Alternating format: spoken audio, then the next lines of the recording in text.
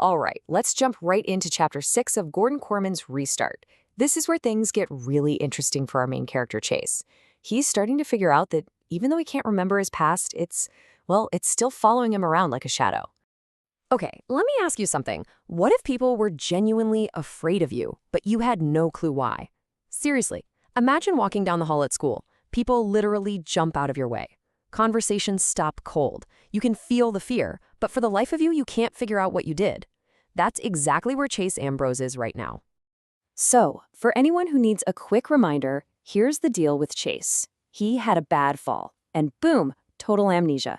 He woke up with his memory completely wiped. He's basically a blank slate, a new person stuck in an old life. And the only way he can learn about himself? By watching how everyone else reacts to him. And that leads us right to the heart of this chapter. Chase is starting to grasp this really unsettling idea. He might have lost his memory, but his reputation? Oh, it's definitely not gone. It's alive and well, and it's basically waiting for him around every corner at school. At first, he can't quite place it. It's just this feeling. Something is off. He walks into a room, and you can just cut the tension with a knife. There's this weird vibe he doesn't get. He's slowly realizing that everybody else remembers a version of him that is a complete stranger to him. So how does he start to piece this together? Well, he basically has to become a detective, right?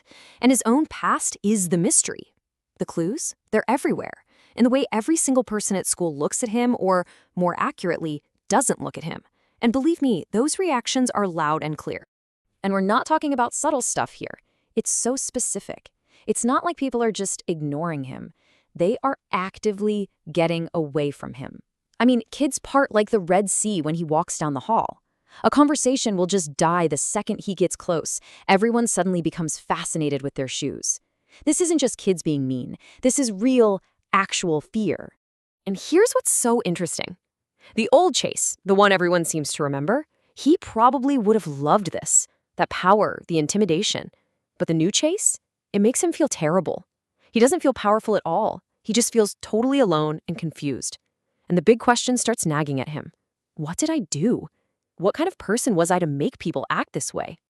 And that confusion, it just gets worse when he hangs out with his old buddies, Aaron and Bear. I mean, these are supposed to be his guys, right?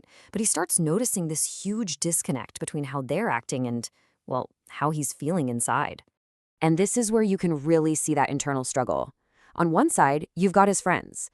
They're just going on like usual, cracking these mean-spirited jokes, laughing at people, not with them, and they totally expect him to be right there with them. But then look at Chase's reaction. He's not laughing. He's just uncomfortable.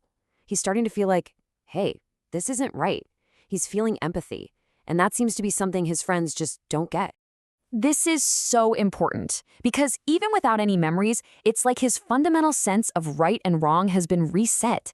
That feeling inside him, that little voice saying, "This isn't who I am," that's a huge moment. It's the first time he really starts to pull away from the person everyone thinks he is.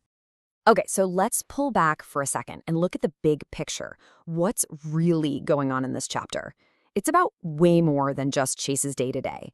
It's digging into some pretty deep stuff about who we are and whether we can change. What we're seeing here is a perfect example of what's called internal conflict. It's not about Chase fighting some bad guy. He's fighting himself. Or more like, he's fighting the ghost of himself. And honestly, the suspense for the whole book hinges on one question. Who's going to win? The guy everyone expects him to be, or the new guy he's starting to become? And you can really start to see these two versions of Chase come into focus, can't you? There's the old Chase, who we only hear about. He sounds intimidating, maybe a little cruel. But then there's the new Chase, the one we're actually watching. And he's the total opposite. He's unsure of himself, he's curious, and he's got this empathy. That clash between the two, that's what makes this story so compelling. This really gets to the core of it all, doesn't it? A reputation, it's a powerful thing. It's like a story that everyone else tells about you, whether it's true anymore or not.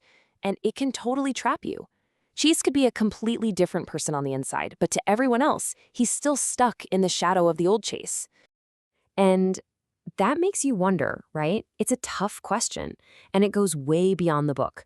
Can you really truly change if nobody around you is willing to see it? if no one gives you that second chance? It's a lot to think about. So, why is Chapter 6 such a big deal? Because this is where everything shifts for Chase. He stops being just a passive victim of his amnesia, just letting things happen to him. Now, he's starting to take control. You can almost break his journey down into 3 steps here. First, there's the discovery phase. Okay, people are scared of me. Then comes the reflection. Wait a minute, I don't like that. That's wrong. And that leads him to the final, most important step, the choice. The choice to actually change. See, the real restart in the book isn't just about losing his memory. It's about this moment, this fork in the road. He's got a choice. He can try to become the old Chase again, the guy everyone expects. Or he can build a whole new person from the ground up, based on how he feels right now.